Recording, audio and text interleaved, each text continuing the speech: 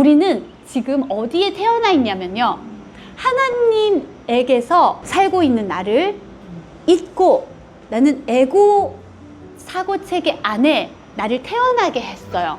그리고 몸을 입고 살고 죽고 살고 죽고 계속 이렇게 하도록 했어요. 지금 그런 나로서, 이 개체로서 이 공부를 접하신 거잖아요.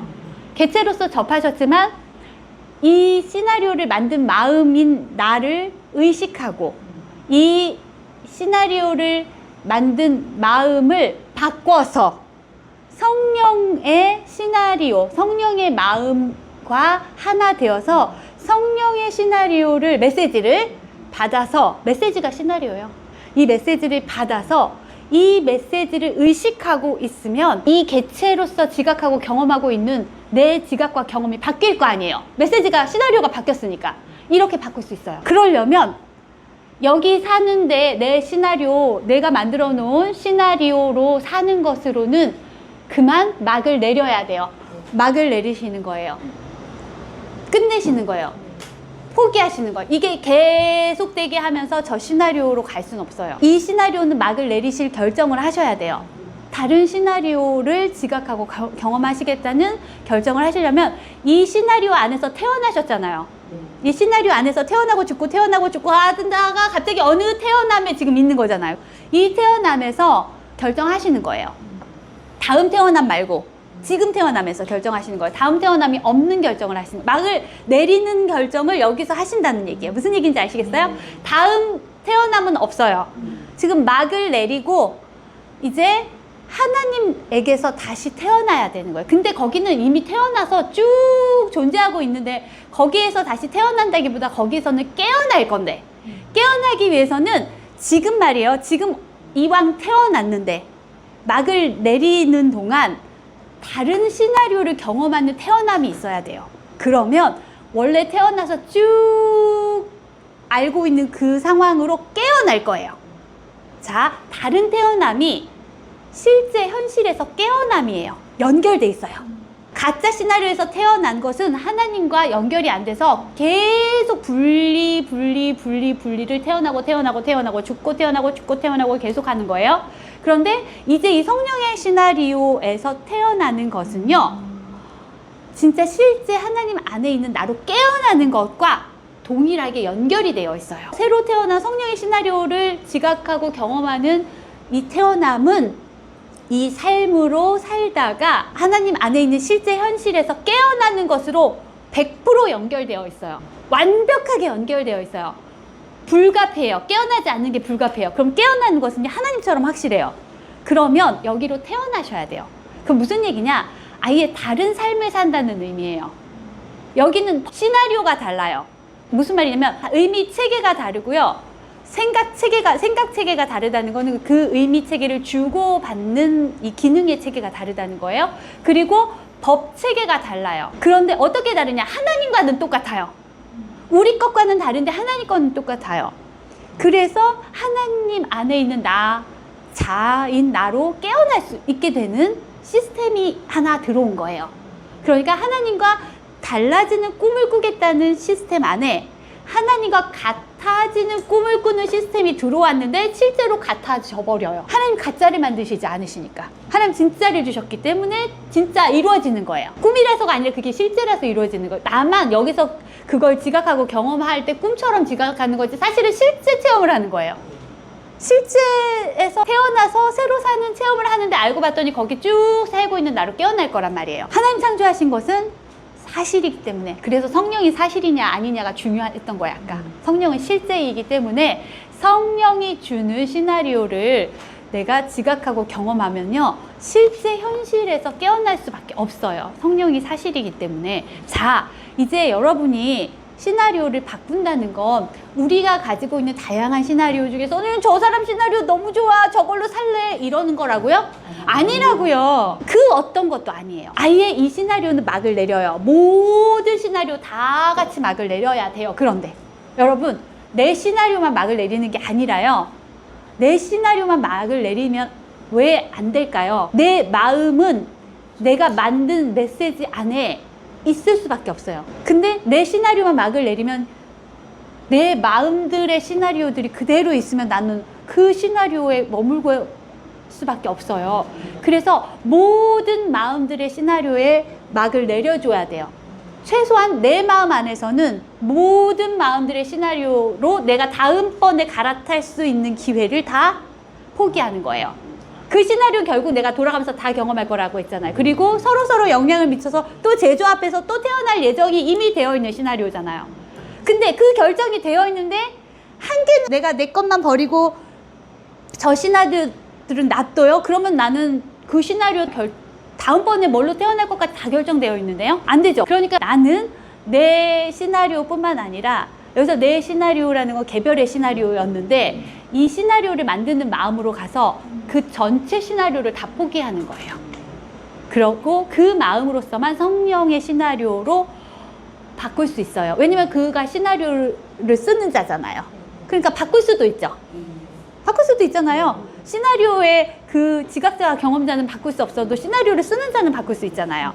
그런데 한 개 시나리오만 바꾸고 나머지 시나리오는 다 놔둘게. 내 시나리오는 너무 소중하니까 이러면 안 되잖아요. 내 시나리오 다 바꿀게 라고 해야 되니까 그 시나리오를 쓰는 마음이 돼야 된다는 얘기예요. 지금 그래야 더 이상 그 시나리오가 그 마음에게는 전혀 없을 수 있죠. 그렇게 해서 이 마음은 마음을 바꾸어서 하나님이 주신 시나리오를 지각하고 경험하는데 그게 실제 체험을 하는 거예요, 사실은. 그래서 실제에 대한 꿈을 꾸는 거죠. 그렇지만 알고 봤더니 이게 깨어나는 꿈이었던 거예요. 그래서 현실에서 깨어나는 거예요.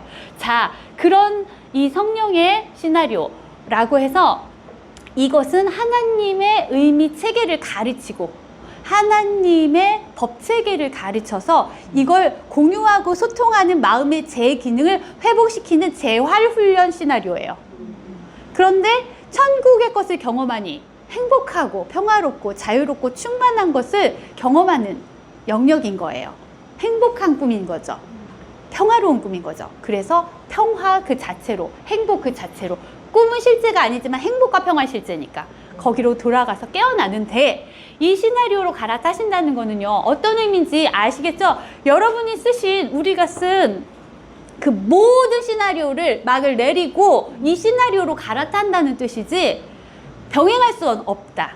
하나만 포기하고 나머지는 놔둔다? 아니면 나머지 다 포기하는데 하나만 놔둔다? 다 안 된다고요.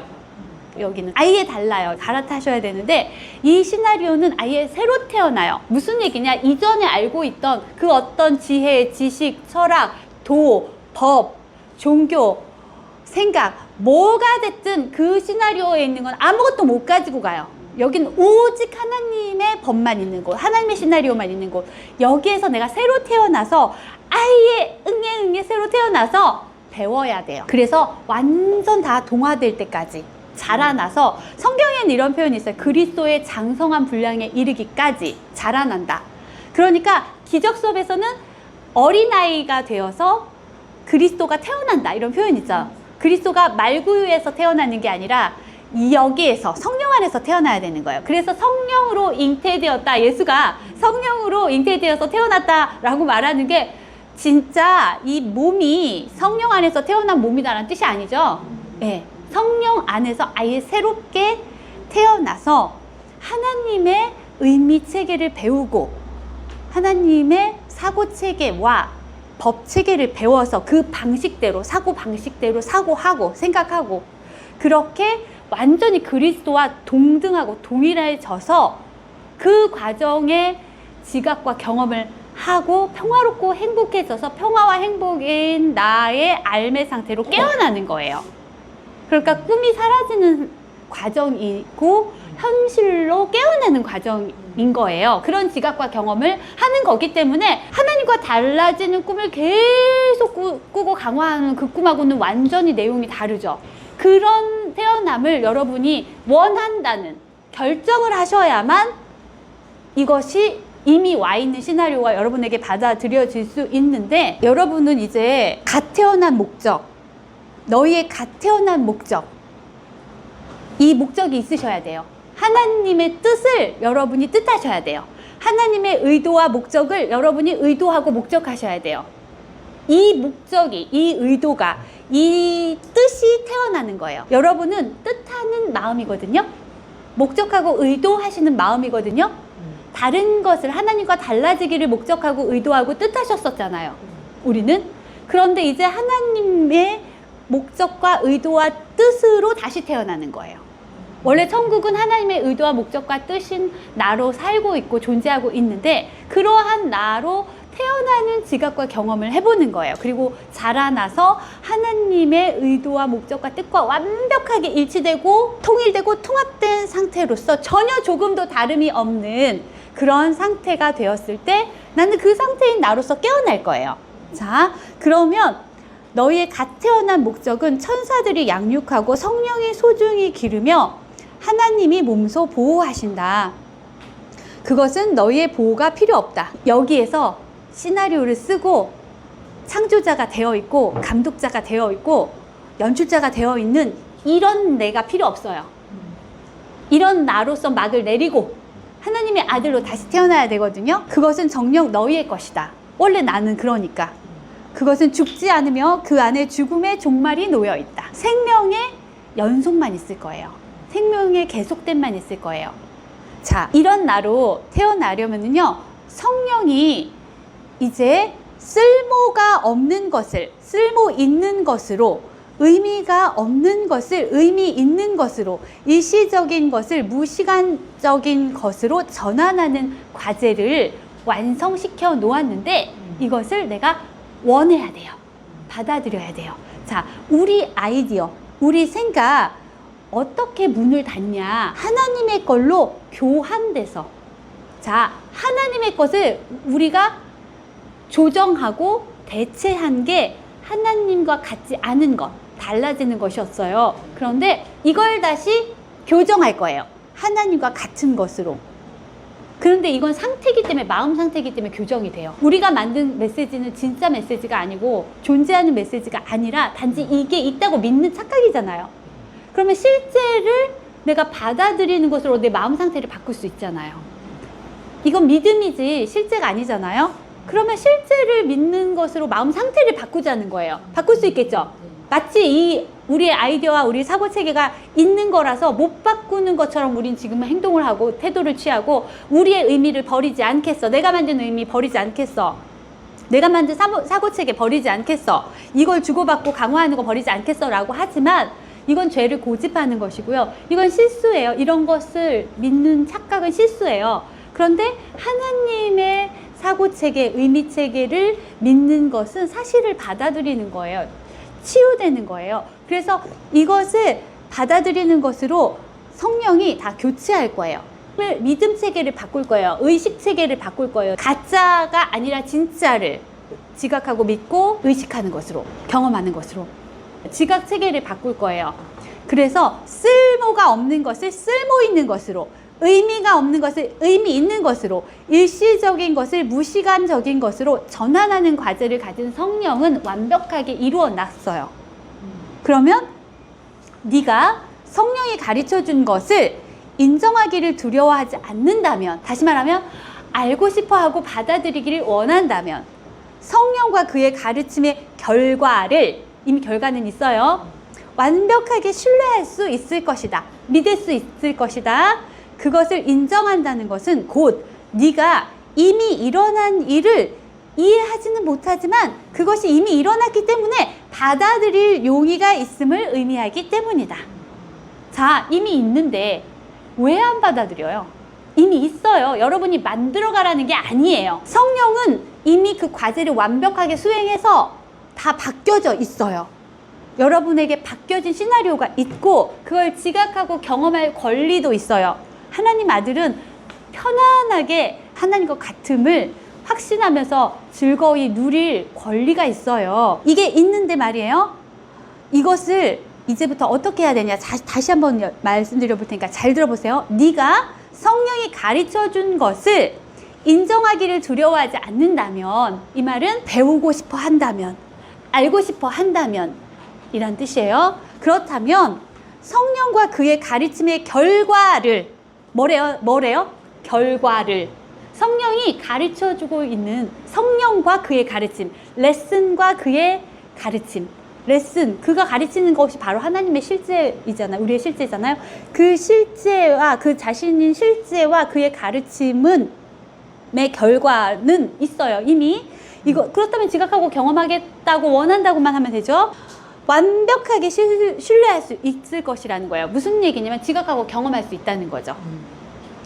그것을 인정한다는, 그럴 수 있다는, 이게 완벽하게 이루어져 있다는 것을 인정한다는 것은 곧 네가 이미 일어나 있는 일을 이해하지는 못하지만 아직 내가 알고자 해서 배워서 이해하고 진가를 알아보고 사랑하고 있지는 않아도 말이에요.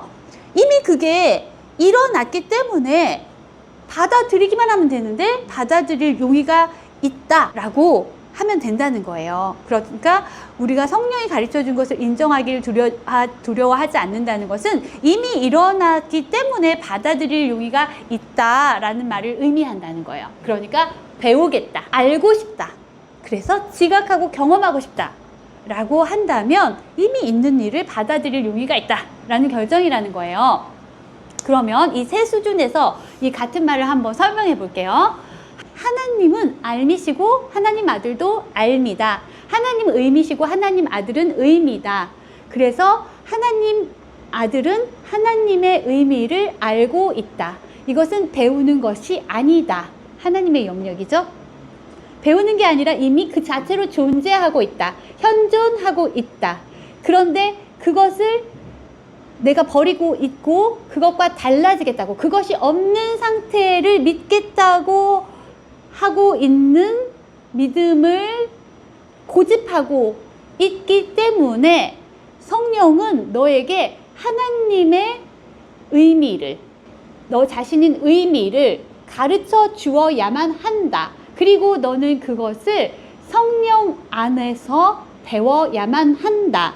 그래서 네가 만든 무의미들은 포기하고 내려놓아서 용서해야 한다.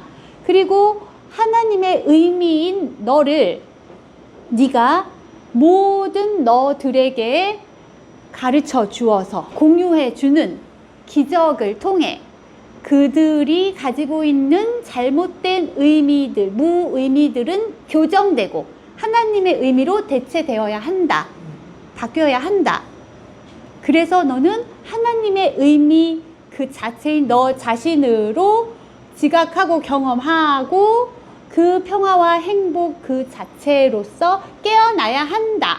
이 세 수준이 다 설명되는 게 기적 수업의 서문이에요. 그런데 그렇게 인식이 되나요? 막 뒤섞여 있죠. 수준이 뒤섞여 있는데 뭔 말인지 몰라요. 지금 내가 그렇다는 건지, 원래 내가 그랬다는 건지, 그렇다는 건지, 그래서 무엇을 어떻게 해야 한다는 건지까지가 사실은 다 나와 있는데 그렇게 형식으로는 안 읽혀져요. 왜? 헬렌이 제안해놨기 때문에, 우리가 제안하고 있기 때문에. 마치 사랑의 의미는 배울 수 있는 것이 아니니, 배울 수 없는 것이니, 배워서는 안 되고 배우지 말아야 하며 절대로 가까이도 가지 말아야 할 것이다. 왜? 네가 사랑의 현존이니까. 무슨 이게, 그렇지, 사랑의 현존은 배우지 않아야 되지. 그러니까 너는 배우지 않아도 돼. 알겠지? 훌륭해. 말 잘 알아들었어. 사랑의 의미 절대로 배우면 안 돼. 그건 에고야. 알아들었어? 가 되어버리는 이 이상한 상황은 수준을 왔다 갔다 하면서 혼동하는 자는 그렇게 해석이 돼요. 그리고 판단을 해요. 기적 수업은 사랑의 의미를 가르치고 있지 않다. 그런데 사랑의 의미가 나의 정체인데요. 이 수업은 너의 정체를 가르치는 수업이다. 성령은 너의 정체를 가르쳐주고 있고 성령은 사랑의 의미를 가르쳐주고 있다. 그 의미는 바로 너이니 너는 하나님의 의미와 분리될 수 없고 하나님의 의미로부터 너를 나눌 수 없다. 너는 하나님의 의미다. 너는 너의 정체를 반드시 알아야만 한다. 그리고 너의 정체를 형제들에게 가르쳐 주어서 다른 자를 교정해서 자신의 정체로 돌아올 수 있도록 형제들을 돕는 기적의 일꾼이 되어야 한다. 자, 이런 말들과 절대로 성령이 가르쳐주는 사랑의 의미는 배워서는 안 돼. 네가 사랑의 현존이니까 막 왔다 갔다 수준을 왔다 갔다 뒤섞어 놓은 것은 달라요. 해석을 성령이 가르쳐주는 해석으로 하면요, 수준이 딱딱딱 정립이 되고 어떤 수준의 나에 대한 이야기를 하는지 알 수 있어요. 그리고 어떤 수준의 내가 되어서 어떤 수준으로 깨어나야 하는지가 명료해요. 어떤 문장에서 어떤 수준이라고 표현되어 있지 않더라도 모든 문장에서 이 세 수준이 타다다탁 하고 경계가 선명하게 그어져야 해요. 성령과 하나님의 수준은 같아요. 이 수준밖에 없어요. 그리고 에고의 수준은 경계를 쫙 커요. 성령이 경계를 긋는다고요. 그리고 경계하게 한다고요. 그리고 무시해요. 무시하기 위해서 경계를 딱 긋는 거예요. 하나님 거 아니요. 하나님 거 아니요. 자, 하나님 거 아니야. 하나님 것만 존재해. 하나님 거 아니야. 그리고 너는 하나님 것을 배워야 해. 그래서 배워서 그것으로 살아야 해. 그리고 그것으로 깨어나야 해. 그것이 아닌 것으로 태어나서 죽겠다고 했으니 그것으로 태어나서 살아야 해. 그리고 그것으로 깨어나서 존재해야 해. 자, 이런 세 가지 수준을 기적 수업을 읽으면서 어떤 문장이 어떻게 쓰여 있어도 여러분은요, 성령의 해석으로 탁탁탁탁 이해가 되셔야 돼요. 그렇지 않으면 계속 수준을 혼동해서 실제에게 마땅한 표현을 비실제에 쓰고, 비실제에 마땅한 표현을 실제에 쓰고, 뒤섞어서 엉망진창을 만들어서 비실제를 강화하는데 온 마음의 힘을 다 투자해서 이 꿈을 지속시키고 유지시키고 강화시키게 되니까요. 수준 혼동을 계속 허용하시면 안 돼요. 어디에서만 이 해석이 나온다? 이 시나리오를 살 수 있다? 성령의 수준에서만. 예, 성령의 수준에서만. 지금 우리에게 실제인 수준은 오직 하나, 성령의 수준밖에 없어요. 지금 우리 분리되어서 꿈을 꾸고 있는 이 믿음 속에서 말이에요, 하나님의 것 같은 것이 우리에게서 나온 것이 전혀 없어요. 하나도 없어요. 완전히 전혀 아무것도 없어요. 오직 하나님이 우리에게 주신 성령 외에는, 그리고 하나님이 창조해 주신 우리 마음 외에는. 그렇다면 우리 마음은 지금 벗어나야 될 것이 있어요. 근데 벗어나야 할 것은 에고가 아니에요. 이걸 쓰고 있는 나죠. 이걸 쓰고 있는 내 뜻, 내 목적, 내 의도, 내 결정을 버려야 되는 거죠. 그러니 에고로부터 벗어나겠다는 이상한 말을 하시지 마세요. 이런 수준을 계속 잡아드려야 돼요. 서로 이상한 애매한 소리를 하면요, 수준을 다 혼동시켜 놓은 거예요. 그러니까 내가 뭘 더 교정하고 뭘 더 바꿔야 되고 뭘 더 배워야 돼요? 이런 말은 수준을 혼동하는 말이에요. 나는 완벽하게 하나님과 달라지겠다고 했기 때문에 하나님과 같은 부분이 성령밖에 없어요. 그러니 성령을 다 배워야 돼요. 그리고 하나님과 달라진 이 모든 것들을 다 포기하고 다 교정해야 돼요. 그래서 성령을 다 배워야 돼요. 이렇게 수준을 명료하게 말씀해야 되는데, 그래서 언제까지 배워야 해요? 내가 그만두고 싶을 때까지, 다 그만둘 때까지, 전혀 하나님과 다른 게 전혀 없을 때까지, 오직 하나님 것과 같은 것만 있을 때까지예요. 이건 내가 이렇게 했으니까 내가 한 것에 대해서 책임을 져야 돼요.